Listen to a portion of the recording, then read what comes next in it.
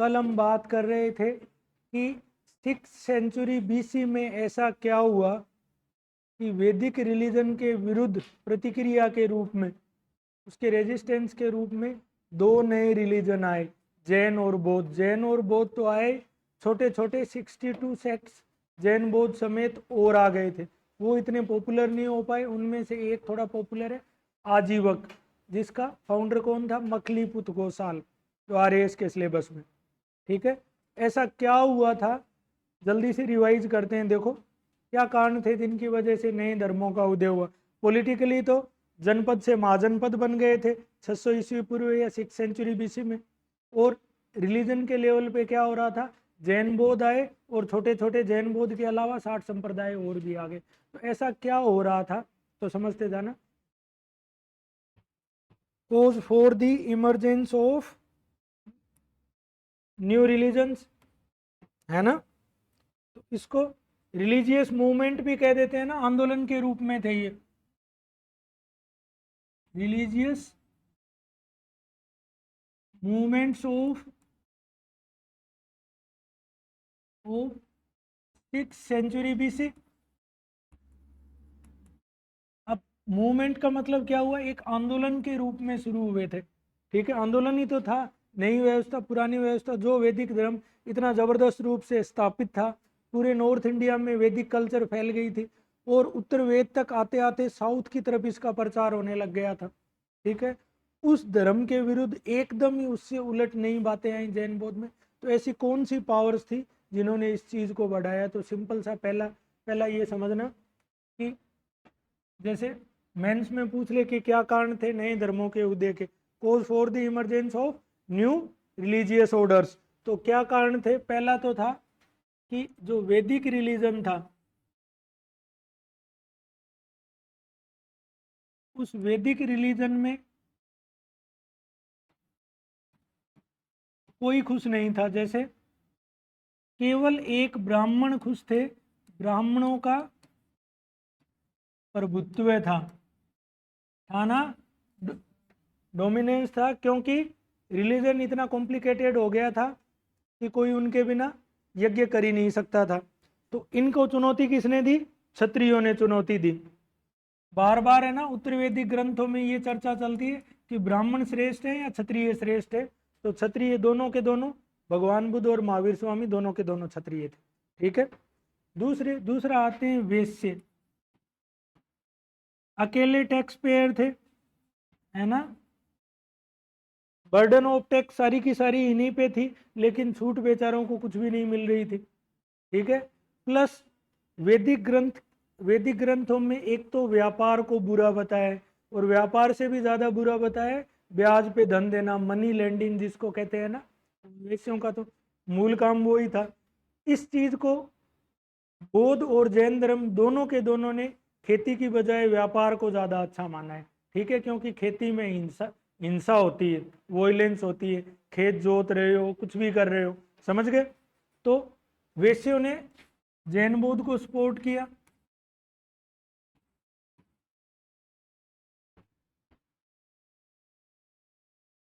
क्षत्रिय तो आ ही गए, बुद्ध और भगवान बुद्ध और महावीर स्वामी दोनों के दोनों क्षत्रिय राजकुमार थे। ठीक है, एक तरीके से उसी चर्चा का ये रिजल्ट था जो लंबे टाइम से चल रही थी कि शक्तिशाली कौन है। ठीक है, और शूद्र, इन बेचारों का तो जिक्र ही छोड़ दो। पुरानी जो वैदिक व्यवस्था में थी कि बिना सोचे समझे चारों वर्णों की सेवा करेंगे, एक तरीके से ये बंधुआ मजदूर थे। ठीक है, तो इन्होंने तो अपनाना ही था, प्लस जैन बौद्ध ने, ध्यान देना, छोटे छोटे अंतर हैं, छोटे अंतरों में जैनों ने तो, महावीर स्वामी ने तो क्लियरली वर्ण व्यवस्था की निंदा नहीं की थी, क्लियरली नहीं की थी। वो ये कहते हैं जन्म का कारण कर्म है, लेकिन बौद्धों ने पूर्णतः निंदा की वर्ण व्यवस्था की। इस चीज को ऐसे समझना, अंतिम समय में भीमराव अंबेडकर बौद्ध हो गए थे ना, पता है क्या? ठीक है, आज भी जो सो कॉल्ड जो सफेद क्लास है या दलित जाति है भारत की, वो बौद्ध धर्म को मानती है ना। तो जैन और बौद्ध ने, स्पेशली बौद्ध ने वर्ण व्यवस्था की निंदा की, बौद्ध धर्म ने विशेषकर, प्लस जैन धर्म ने निंदा की वर्ण व्यवस्था की। ठीक है, इनके हिसाब से वर्ण व्यवस्था ठीक नहीं है। तो एक ब्राह्मणों को छोड़ के नई व्यवस्था में सारे खुश थे, खुश थे क्या? ब्राह्मणों को छोड़ के सारे खुश थे, वैश्य भी चाहते थे, क्षत्रिय चाहते थे, शूद्र चाहते थे। और क्या हुआ दूसरा, जैसे यज्ञ कॉम्प्लिकेटेड होते गए, प्लस यज्ञ में पशुओं की बलि दे रहे थे। अब वो पशुओं की बलि तो पहले भी दे रहे थे, पहले क्यों नहीं कर रही थी, अभी आके क्यों याद आया यज्ञ में पशुओं की बलि दे रहे? अभी आके ऐसे याद आया, लोहे का आविष्कार हो गया था, पूर्व भारत की ओर गंगेटिक प्लेन में वो बढ़ गए थे। सप्तसिंधु से किधर चले गए थे? सप्तसिंधु से पहले तो आए वेस्टर्न उत्तर प्रदेश जो है, वेस्टर्न उत्तर प्रदेश से आगे जब गंगेटिक प्लेन में बढ़े, गंगा के दोआब में बढ़े, तो वहाँ खेती बहुत अच्छी होती। तभी जब खेती बड़े पैमाने पे होगी तो ही तो खेती की याद आएगी। तो इसको ऐसे लिख सकते हो, आर्यों का प्रसार किधर हुआ? गंगा के मैदान में।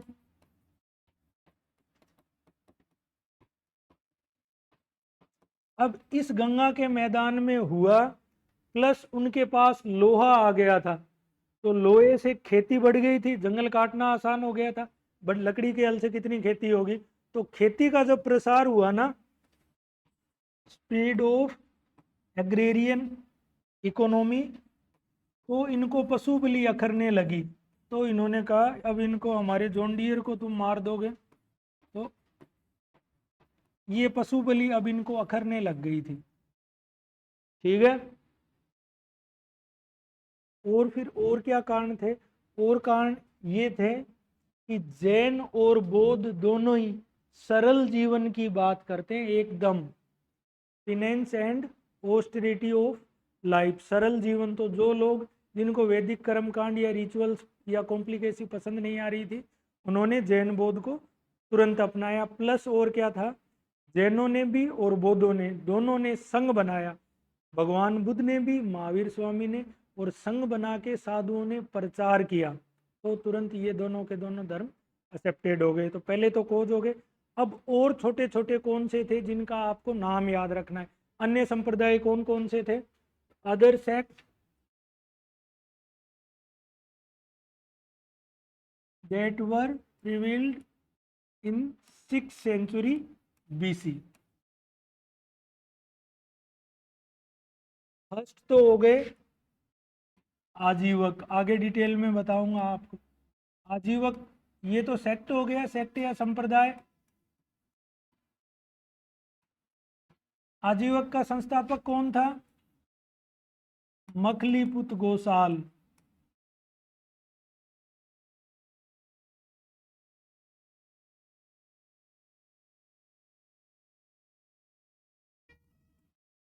देखो कितनी बड़ी बात है ना, स्थापित व्यवस्था के विरुद्ध क्रांतियां ऐसे ही नहीं होती। और ये बौद्धिक क्रांति ऐसी धर्म के मामले में भारत में कितनी बार हुई है? कितनी बार हुई है सारिका? धार्मिक क्रांतियां कितनी बार हुई? पहली तो 6th century BC में ये जैन बौद्ध आए, बाकी वाले तो इतने छोटे थे कि उनकी गिनती ही नहीं। फिर भक्ति मूवमेंट जब शुरू हुआ 7th century दक्षिण भारत से, पल्लव डायनेस्टी के टाइम, 7 to 12th century दक्षिण भारत में रहा, 14th 15th century में नॉर्थ इंडिया में आ गया। उससे भी जाति व्यवस्था कमजोर पड़ी, कबीर और नानक आए जिन्होंने जाति व्यवस्था की धज्जियां उड़ा दी। और फिर लास्ट लास्ट हुआ वेस्टर्न एजुकेशन के प्रभाव से, प्लस जो ब्रिटिश साम्राज्यवाद था उसके प्रभाव से। 19th 20th century में सोशियो रिलीजियस रिफॉर्म हुए थे क्या? सामाजिक और धार्मिक सुधार आंदोलन, स्वामी विवेकानंद, दयानंद सरस्वती, आर्य समाज, राजा राम मोहन राय का ब्रह्म समाज, तो 3 बार धार्मिक आंदोलन हुए। ठीक है, आजीवक।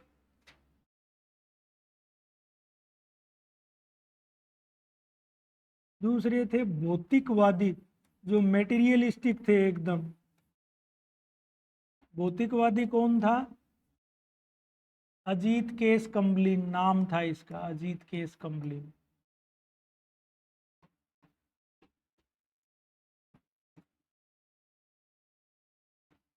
एक था अक्रियावादी, कोई काम मत करो। अक्रियावादी थे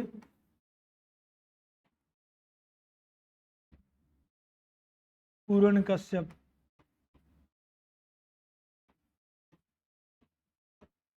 एक ससेप्टिसिज्म में विश्वास करते थे संदेहवादी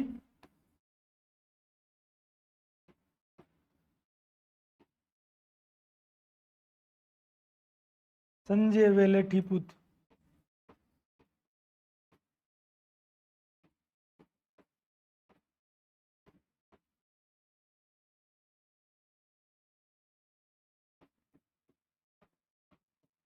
देखो देखो, आजीवक से मतलब ये आजीवकों की सिंपल सी थ्योरी ये थी, वो भी फ्रेटर्निटी में विश्वास करते थे कि जो दुनिया में कुछ हो रहा है वो सारा का सारा फिक्स है।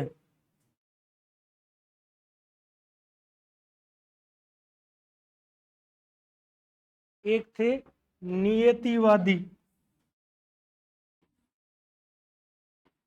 नियतिवादी का मतलब ये भी फ्रेटर्निटी में विश्वास करते थे पकुद कच्चायन। कच्चायन, पकुद कच्चायन। और अंतिम महावीर स्वामी को निगट नाथ पुत कहा है। निगट नाथ पुत, ये किसको कहा है? महावीर स्वामी।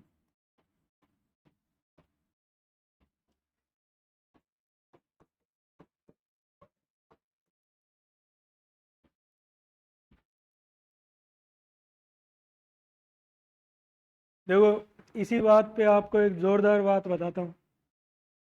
दुनिया का सनातन धर्म पे पीछे चर्चाएं भी चल रही थी। M.K. स्टालिन जो दक्षिण भारत के हैं, उन्होंने एक बयान दिया था। इधर देखो मेरी तरफ, उन्होंने एक बयान दिया था कि जो सनातन धर्म है, सनातन धर्म का मतलब बेसिकली वैदिक व्यवस्था से ही है। सनातन का मतलब क्या होता है? इटरनल। सनातन का मतलब जो लगातार चलता रहे, कि वो रोग या बीमारी की तरह, और उसको इट मस्ट बी इरेडिकेटेड, इसको खत्म कर देना चाहिए। उसी चर्चा के संदर्भ में मैं आपको बताता हूँ। हिंदू धर्म या सनातन धर्म दुनिया का एक तो सबसे पुराना धर्म है। दूसरा, इसकी पाचन शक्ति या डाइजेस्टिव इतना जबरदस्त है। कहाँ है जैन? में पूछूं, भारत में कहाँ है जैन? कहाँ गए ये 62 संप्रदाय? धीरे धीरे करके बौद्ध जैनों ने मूर्ति पूजा, हिंदू धर्म सबको पचा गया। दुनिया के जितने भी धर्म हैं भारत में, क्योंकि हिंदू जो जाति है ना, वो अपने आप में इतने सेकुलर है, वो सबका स्वागत करती है, कोई भी आ जाए इसे, है ना। और वो जाति इतनी सेकुलर है अपने आप में कि मंदिर के आगे से निकलेगी तो भी, मस्जिद के आगे से निकलेगी तो भी वो, गुरुद्वारे के आगे, कोई दिक्कत नहीं है उनको। इसी वजह से आज तक ये धर्म लगातार चला आ रहा है। ठीक है, दुनिया के जितने भी, पूरी दुनिया से पारसी खत्म हो गए, भारत में नाव में बैठ के आए थे, ईरान से भगाया था। ये जो टाटा हैं, जमशेद जी हैं, या जो कोई मिस्त्री जिनके नाम के आगे लगता है, वो सारे के सारे पर्शियन है, दुनिया से खत्म हो गए, यहाँ चल रहे हैं। यहाँ दुनिया के जितने धर्म है, अंग्रेजों ने खूब धर्म प्रचार किया, ईसाई मिशनरीज ने, है ना। लकड़ी की मूर्तियां बना के लेके आते थे, भोली वाली जनता इकट्ठी होती थी, तो क्राइस्ट की तो लकड़ी की बना के ले आते थे। हिंदू देवी देवताओं की पत्थर की तालाब में फेंकते थे, पत्थर वाली तो नीचे जाएगी, और उस पे पत्थर जैसा रंग किया हुआ था कि देखो ये तैर रही है। खूब सारे क्रिश्चियन बने। पंजाब में ये काम अभी ज़्यादा चल रहा है ना। तो भी बावजूद इसके, ये धर्म इसलिए जीवित है कि इस धर्म की जो पाचन क्षमता है या डाइजेस्टिव पावर है, वो बहुत ज़बरदस्त है। और ये सहिष्णु धर्म है, रिजिड नहीं है, खुद में चेंज कर लेता है। 3 बार धार्मिक क्रांतियां हुई भारत में, तीनों बार में हिंदू धर्म ने खुद में सुधार किया, और ये इसका रिजुविनेशन हो गया, इसका पुनरुत्थान हुआ तीनों बार। ये ध्यान रखना, ठीक है। बढ़ते हैं आगे, बात करते हैं जैन रिलीजन की। देखो, जैन और बौद्ध ऐसी कोई प्रीलिम्स नहीं गई जिस बार सवाल नहीं पूछते हो। हर बार सवाल आए। कल डिस्कस करेंगे, आज ये पढ़ लेते हैं।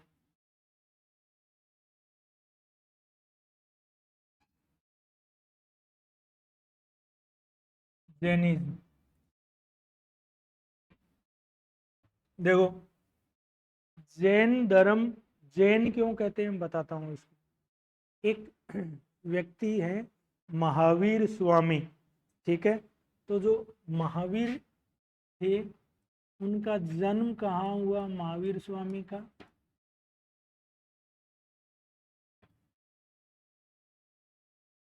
वैशाली के ज्ञात्रक क्षत्रिय थे ये, है ना, ज्ञात्रक क्षत्रिय परिवार में।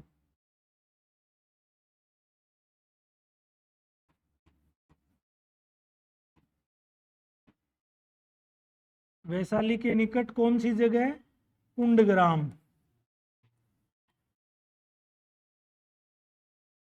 कुंडग्राम के ज्ञात्रक क्षत्रिय थे ये। माता पिता का क्या नाम था? पिता थे सिद्धार्थ, माता थी त्रिशला। ये जो त्रिशला थी ये वज्जी, उस समय गणराज्य था। वज्जी में लिच्छवी डायनेस्टी शासन कर रही थी। वज्जी के लिच्छवी शासक थे चेटक, उनकी बहन थी, फेमस शासक थे उस समय के। तो वज्जी महाजनपद था। वज्जी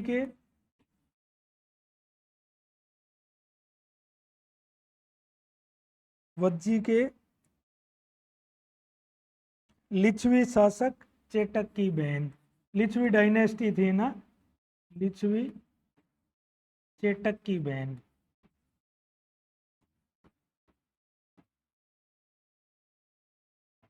अब इनका जन्म का वर्ष था 540 में जन्म हुआ और 468 में मृत्यु हो गई BC।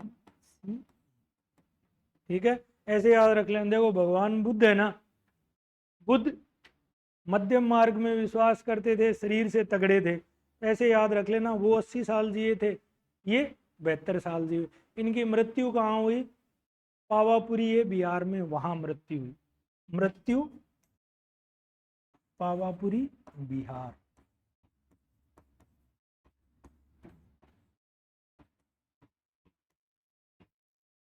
ठीक है। घर त्याग दिया था ज्ञान प्राप्ति के लिए 30 वर्ष की उम्र में। गृह त्याग,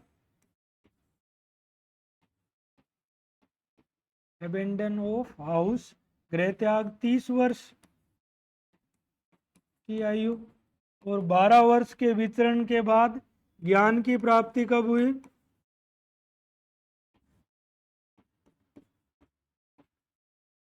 12 वर्ष बाद 42 वर्ष की आयु में।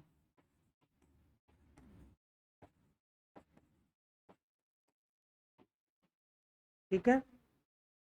देखो इनकी फिलोसॉफिकल टर्म आपको याद रखनी है। ठीक है। ज्ञान प्राप्ति किस संदर्भ में हुई थी?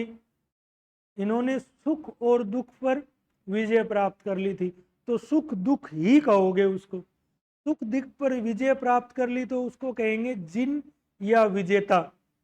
ठीक है ना, victory over sorrow and misery, सोरो माइजरी एंड हैप्पीनेस। तो इसको विजेता थे उसके, तो इनको जिन कहा गया, इसलिए धर्म को जैन कहा गया। इसलिए जय जिनेन्द्र भी कह देते हैं ना, जैन जैन लोग कहते हैं ना। अब ज्ञान प्राप्ति क्या हुई इनको? ज्ञान प्राप्ति में क्या हुआ? अटेन ऑफ नॉलेज, ज्ञान प्राप्ति, सुख दुख पर विजय, सुख दुख पर विजय। देखो इस बात को ऐसे समझना, विक्ट्री ओवर सोरो हैप्पीनेस एंड माइजरी। देखो इस बात को ऐसे समझना, भगवान बुद्ध संसार की सबसे बड़ी समस्या क्या मानते हैं? दुख को मानते हैं। वो प्रैक्टिकल व्यक्ति थे। और उसका कारण क्या मानते हैं? जन्म मृत्यु का चक्र मानते हैं। उन्होंने इस चक्र को तोड़ने की बात करी। तो इनकी फिलोसॉफिक टर्म में थोड़ा थोड़ा फर्क है, याद रखना, ठीक है। सुख दुख पर विजय, इसलिए क्या कहलाए, जिन या विजेता, ठीक है ना, विक्टीरियस। और इसलिए इनके अनुयायी या डिसाइपल क्या कहलाए, जैन। अब ये जो ज्ञान था, ये ज्ञान किस चीज का प्राप्त हुआ था, ज्ञान प्राप्ति, ये ज्ञान किस चीज का प्राप्त हुआ था, सुख दुख पर जो विजय का ज्ञान है ना, उसको केवल्य कहते हैं, ठीक है, केवल्य।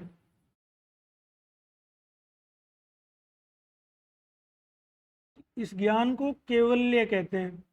और केवल्य का मतलब क्या है, सुख दुखों पर विजय, यही केवल्य का मतलब यही हुआ, सुख दुख पर विजय।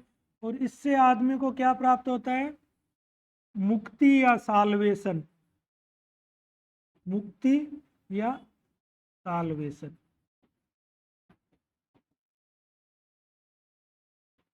बोलो ये बात समझ आई क्या? हम्म। अब हर एक धर्म की ये आदत है, कोई ये नहीं कहता हम तो 100-1 साल पहले ही आए थे, सब ये कहेंगे हम तो हजारों सालों से हैं, ठीक है। ये भी ऐसे कहते हैं कि हमारे कुल 24 तीर्थंकर थे। इनके पहले जो 2 तीर्थंकर हैं, ऋषभ देव, ऋषभ देव को आदिनाथ भी कह देते हैं, ठीक है। आदि का क्या मतलब होता है, प्रारंभ होता है, ठीक है। ऋषभ देव को आदिनाथ कह देते हैं। और दूसरे कौन से थे, अजीतनाथ। इन दो का जिक्र ऋग्वेद में है।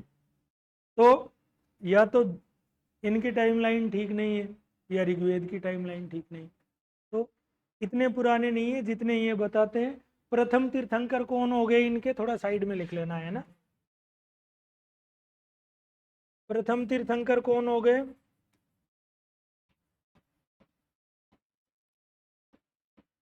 आदिनाथ या ऋषभ देव,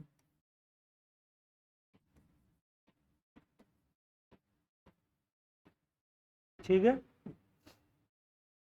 एक आरएएस 2021 में प्रीलिम्स में ये पूछ लिया था कि सबके साइन या प्रतीक चिन्ह कौन से हैं।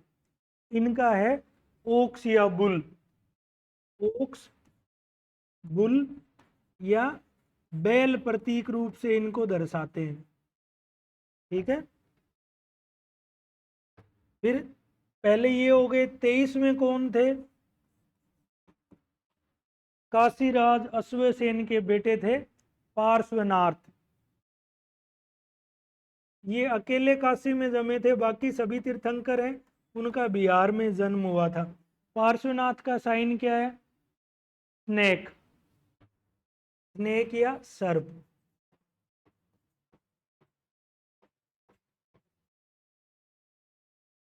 ठीक है। और 24वें तीर्थंकर कौन थे, 24वें और अंतिम महावीर स्वामी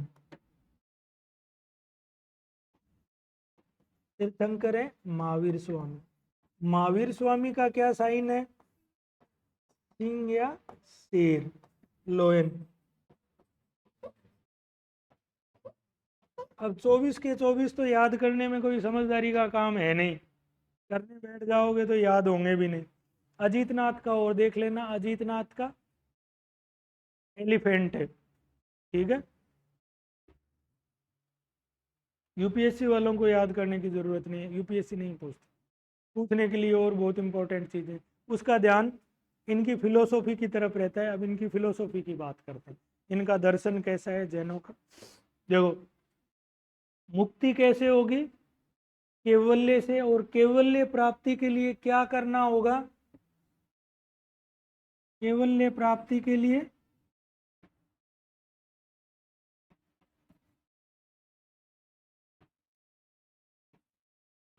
तपस्या और सरल संयमित जीवन अपनाना होगा। सरल संयमित जीवन शैली, फिनेंस एंड ऑस्टेरिटी।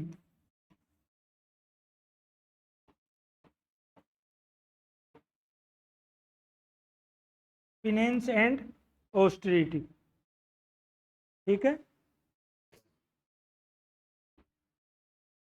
अब ये तो बात होगी कैवेल्ये की।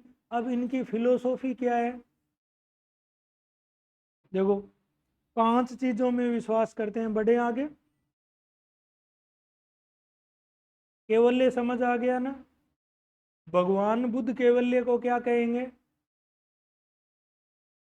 निर्वाण कहेंगे वो, ठीक है। उनकी ज्ञान प्राप्ति या मुक्ति, मुक्ति को क्या कहेंगे?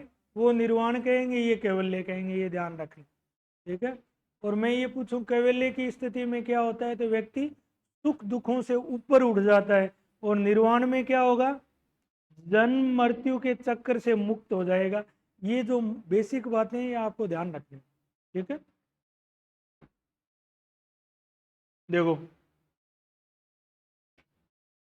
जैन दर्शन, फिलोसॉफी ऑफ जैनिज्म, यूपीएससी का ध्यान इधर रहता है।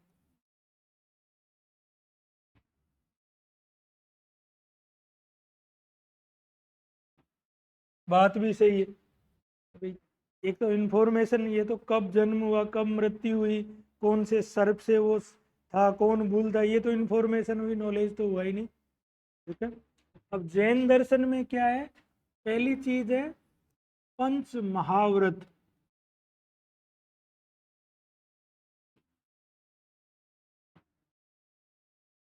पंच महाव्रत में क्या है? इन्होंने थोड़ा सा उस चीज को बताऊंगा। ये शादवाद, या जो ओंटोलॉजी कहते हैं ना, तर्कवाद की वजह से है ना, आगे आएगा। इन्होंने हर चीज को चोरी नहीं करना इस तरीके से लिखा है। सत्य क्यों नहीं बोल, झूठ नहीं बोलना कहा है, ठीक है। अचोरिये को इन्होंने कहा है चोरी नहीं करना, ऐसे नहीं लिखा, पहले नकारते हुए लिखा है हर चीज को। तो फर्स्ट चीज क्या है? झूठ नहीं बोलना।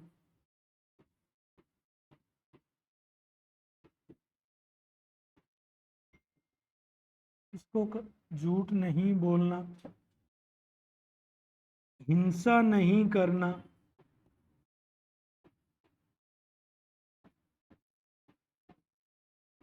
डू नोट से शुरू किया है, डू नोट स्पीक लाई। इसको अमृसा भी कह देते हैं ना, कह सकते हैं क्या? अमृसा। हिंसा नहीं करना, डू नोट कमिट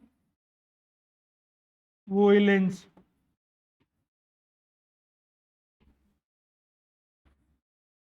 हिंसा नहीं करना, ये अहिंसा हो गई। डू नोट स्टील, चोरी नहीं करना।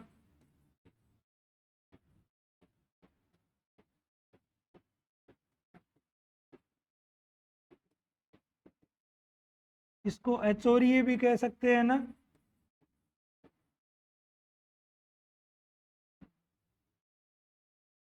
संग्रह नहीं करना, अनावश्यक वस्तुओं का संग्रह नहीं करना, उसको क्या कहेंगे? अपरिग्रह, है ना। अनावश्यक वस्तुओं का संग्रह नहीं करना।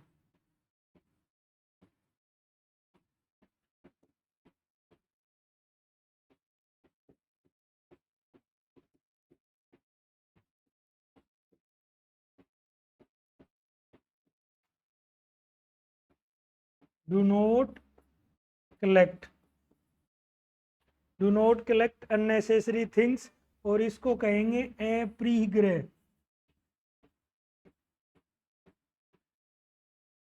और अंतिम, ब्रह्मचर्य का पालन।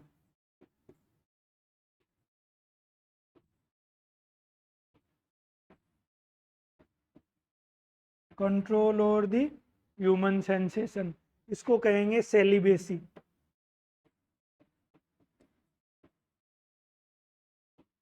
देखो, अब इसको समझना ये जो चार थे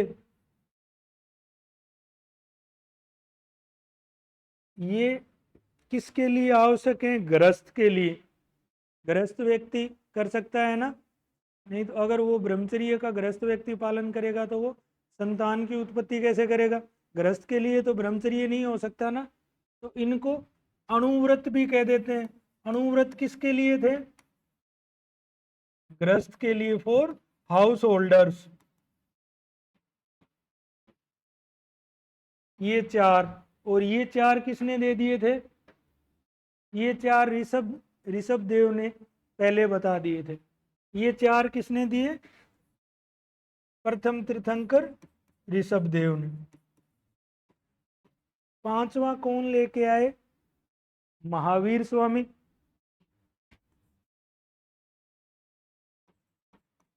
महावीर स्वामी पांचवा लेके आए, और इन पांचों को मिला के क्या कह देते हैं? इन पांचों को मिला के कह देते हैं महाव्रत। ये पांचों हो जाएंगे महाव्रत। और महाव्रत का पालन कौन करेगा? जैन श्रावक। देखो, श्रावक सिर्फ जैन धर्म में ही है, श्रावक श्राविकाएं बौद्ध धर्म के कौन हो जाएंगे? भिक्षुक हो जाएंगे। ठीक है, जो डिसाइपल्स या सेंट जिसको कहते हैं ना, वो ये जैन श्रावकों के लिए है महाव्रत। ठीक है, इसको महावीर स्वामी ने पांचवा ऐड कर दिया था।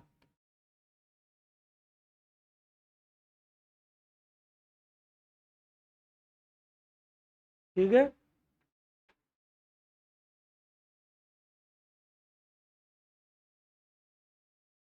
अब बात करते हैं जैन धर्म के त्रिरत्न, थ्री ज्वेल्स ऑफ जैनिज्म।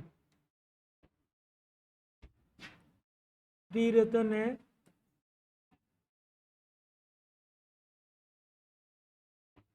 सम्यक दर्शन,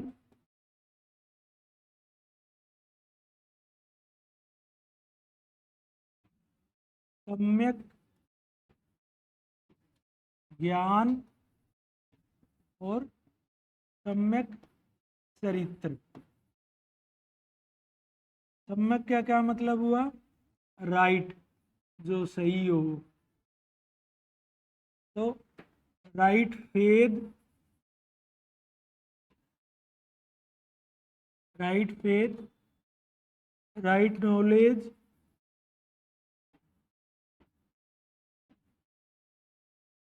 एंड राइट कंडक्ट। ये त्रिरत्न है, थ्री ज्वेल्स।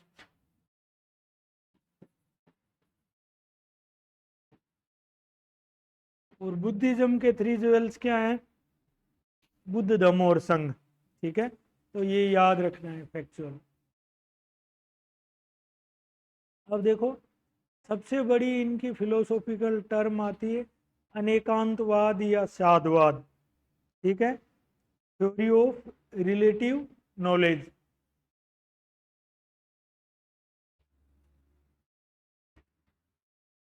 समझना इस चीज को, लिख बाद में लेना। साधवाद और अनेकांतवाद। यूपीएससी यहां से पूछती है। अनेकांतवाद का क्या मतलब हुआ? इधर देखो, बाद में लिख लेना। लिखने के चक्कर में जो लिखा हुआ तो किताबों में सब कुछ है। इधर देखो, पूछूंगा बाद में। देखो, अनेकांतवाद का मतलब ये है अनेक प्लस अंत प्लस वाद की संसार में खूब सारी वस्तुएं अस्तित्व में। ये इनकी थ्योरी थी। ये क्या कहते थे इसके लिए? ये उदाहरण देते 6 अंधे व्यक्तियों का और एक हाथी का। तो कि जो 6 व्यक्ति हो जो अंधे हो, जिनको दिखता नहीं, उनके सामने एक हाथी हो, तो उनसे पूछे हाथी कैसा है, तो जिसके हाथ में सूंड आएगी वो तो सूंड जैसा बताएगा, जिसके हाथ में पूंछ आएगी वो ये कहेगा ये तो सर्प या सांप जैसा है, जिसके हाथ में पैर आएगा वो क्या कहेगा? वो कहेगा ये तो खंबे जैसा है, जिसके हाथ में कान आएगा कान जैसा बता देगा। तो ये सापेक्षिक ज्ञान या रिलेटिव नॉलेज की थ्योरी है, एग्जैक्ट वर्ड ही है, सुनते जाना। तो पहले अनेकांतवाद का मतलब है अनेक प्लस अंत प्लस वाद, मतलब संसार में अनेक वस्तुओं का अस्तित्व है। समझते जाना। इसके लिए उदाहरण क्या देते हैं, एग्जाम्पल देते हैं, 6 अंधे व्यक्ति व हाथी का उदाहरण। और ये एग्जैक्ट बात है, थ्योरी ऑफ रिलेटिव नॉलेज, सापेक्षिक ज्ञान का सिद्धांत।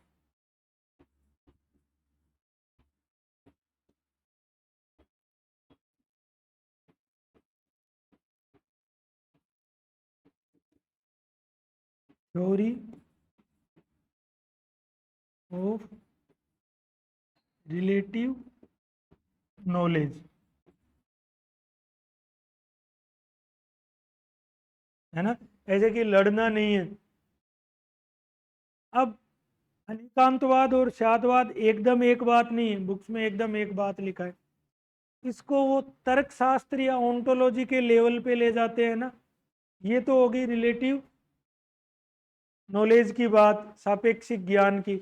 अब इस सापेक्षिक ज्ञान को बताओगे कैसे, एक्सप्रेस कैसे करोगे, वो शादवाद है। ठीक है, इनको इंग्लिश में भी अनेकांतवाद और शादवाद लिखना है। तो शादवाद क्या हुआ, इसका वैचारिक पक्ष हुआ।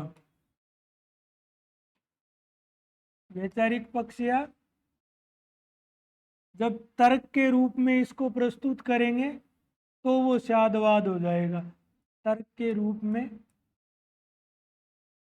अनेकांतवाद, ओंटोलॉजिकल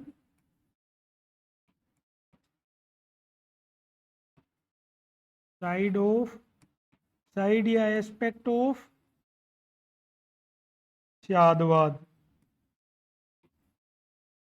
समझे कैसे होगा, जब एक वस्तु अनेक रूप में हो सकती है तो उनसे ये पूछें आरिफ फाउंडेशन वाली क्लास में है या नहीं, तो वो ये कहेंगे शायद अस्तित्व है, कि शायद हो भी सकता है। शायद नास्तित्व है, शायद नहीं भी हो सकता। फिर कहेंगे शायद अस्तित्व नास्तित्व, शायद हो भी सकता है नहीं भी हो सकता।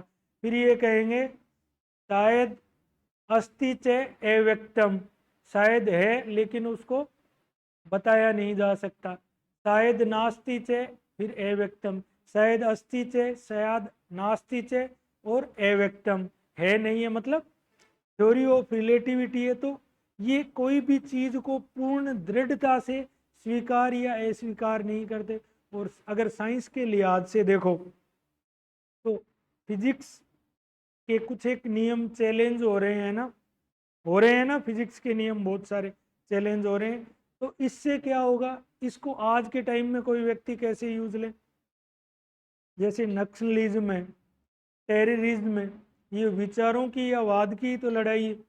जो एक हिंसक समाज है, जो अभी मणिपुर में मैतेई और कुकी लड़ रहे हैं, विचारों की तो लड़ाई है। तो वहाँ ये बड़ा रेलेवेंट या प्रासंगिक है। ठीक है, ऐसा कुछ जो करंट में जो चल रहा हो, जिस टाइम आप एग्जाम दो वो चिपका देना, उत्तर कंप्लीट हो जाएगा। ठीक है, तो ये तर्क के रूप में शादवाद हो जाएगा।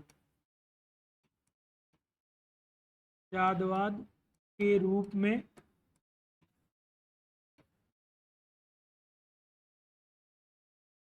अपने कथनों को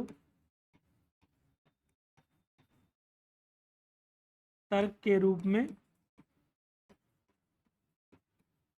प्रस्तुत करते हैं।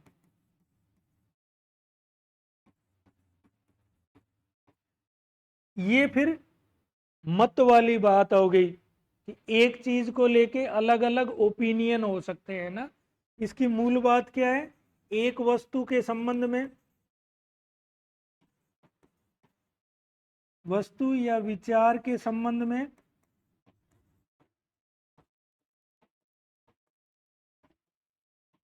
अलग अलग मत हो सकते हैं।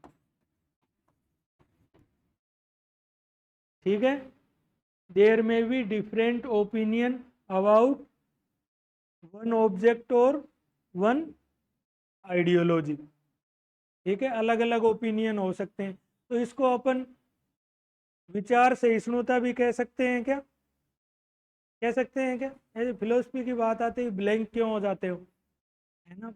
मुद्दे वाली बात तो यही है। बाकी तो ज्ञात्र कुल का क्षत्रिय कुंड ग्रामर वो तो सबको पता है, मुद्दे की बात तो यही है ना। हम्म? इसको विचार सहिष्णुता का सिद्धांत कह सकते हैं क्या। और आज दुनिया में सबसे ज्यादा जरूरत इसी की है, वैचारिक सहिष्णुता का सिद्धांत।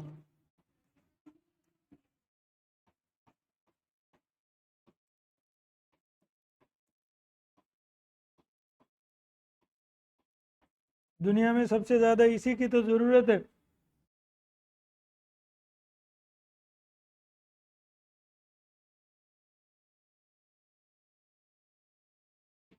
इसको आइडियोलॉजिकल सेकुलरिज्म भी कह सकते हैं ना।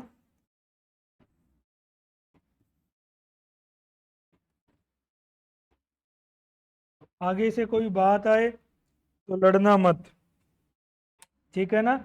एक वस्तु के संबंध में अलग अलग मत हो सकते हैं। दूसरी चीज छोटी सी और बता देता हूं, देखो गांधी का जो गांधीयन एथिक्स है ना, गांधी जी ने अपने नीति शास्त्र में सारी बातें कहाँ कहाँ से ली, दुनिया के सब धर्मों की अच्छी अच्छी बात थी। कुछ एक किताबें थी जैसे रस्किन की एंड टू दी लास्ट, ठीक है। एक किताब थोरो की है, थोरो से भी प्रभावित थे, ब्रिटिश नेचुरिस्टिक स्कॉलर थे थोरो, रस्किन से कुछ ले लिया। बाकी जैन बोध से उन्होंने मूल बातें ली थी। जैसे इस बार आए हैं ना जीएस पेपर फर्स्ट में कि रविंद्रनाथ टैगोर और गांधी जी के राष्ट्रवाद में क्या अंतर था, ठीक है। तो गांधी जी ने थ्योरी यहाँ से ली थी।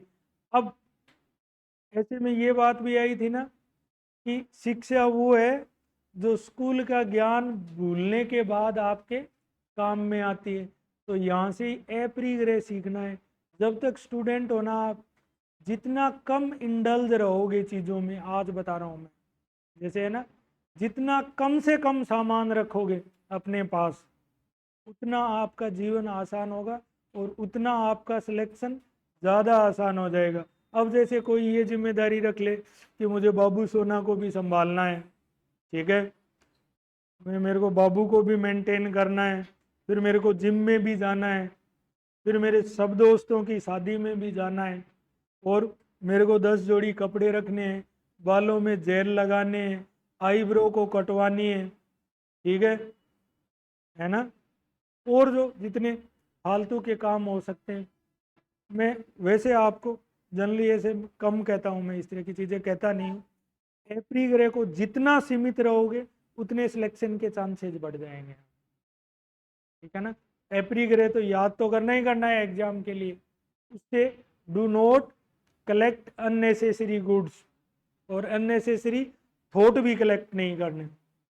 थॉट वाली चीज़ मैं कह रहा हूँ आपको, जितना ज़्यादा आप चीज़ों में इंडल्ज रहोगे उतनी मेंटल पीस आपकी खराब होती जाएगी। और आदमी का कंसंट्रेशन सबसे ज़ोरदार क्या कब होता है, आप लोग कई बार, बहुत सारे बच्चे, कितने टाइम की ज़रूरत होती है, टाइम की ज़रूरत होती है। जो जो इस तरीके के लोग हैं ना, जिनके मेंटल पीस बहुत शानदार हो, उनकी पढ़ने की स्पीड बहुत फास्ट होती है। और अगर मेरे से कोई पूछे किस तरह के, जैसे मेरे फ्रेंड सर्किल में किन लोगों का सिलेक्शन हुआ, तो जिनका स्टेबल माइंड सेट था ना, जिनका माइंडसेट एकदम स्टेबल था, सुख दुख की ज़्यादा परवाह नहीं करते थे। अब माइंडसेट स्टेबल क्यों होगा, क्योंकि वो एप्रीग्रह में विश्वास, ज़्यादा चीज़ें इकट्ठी ही नहीं करते थे। छोटा सा रूम है, पढ़ने के अलावा और कोई काम नहीं है, तो ये प्रोसेस जल्दी पूरी हो जाएगी ना। नहीं तो महावीर स्वामी की तरह 12 साल लग जाएंगे। ज्ञान की प्राप्ति में। 12 साल नहीं लगाने, जीवन भी तो जीना है, बाद में कर लेना सारे काम। फिर टिकटॉक पे वीडियो बना, एक कैमरामैन साथ रखना। बहुत सारे आईएएस आईपीएस रखते हैं ना, नाम तो मैं खुद सरकारी आदमी हूँ तो ले नहीं सकता, है ना। बहुत सारे तो कांस्टेबल वाला काम करते हैं। एक आईएएस है ना फेमस से, जाके हो जाते हैं मोटरसाइकिल पे 3 जने कैसे जा रहे हो। आईएएस का ये काम है क्या? तो जो काम करने वाला है वो तो बहुत सारे है ना ऐसे, फेसबुक स्टार 3-3 माइक लगा के रखते हैं, ठीक है। तो वो बाद में कर लेना सारे काम, अभी एप्रीग्रे फॉलो करना है, ठीक है। और ये फिलोसॉफी याद करके आ जाना।